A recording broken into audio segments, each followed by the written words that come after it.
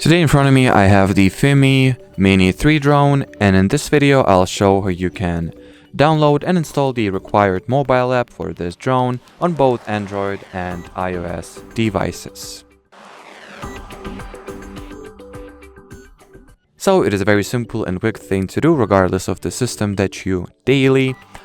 So if you own an Android-based system, just launch the Google Play Store, then into the app search, type in the FIMI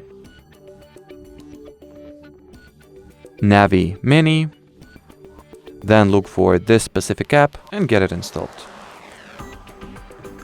Once again, if you own an iPhone, the procedure is pretty much identical. Just launch the App Store on your device, then open the app search and type in the FIMI Navi Mini query.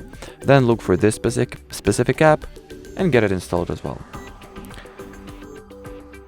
And well, as far as this video goes, that'll be it. So thanks for watching and bye bye.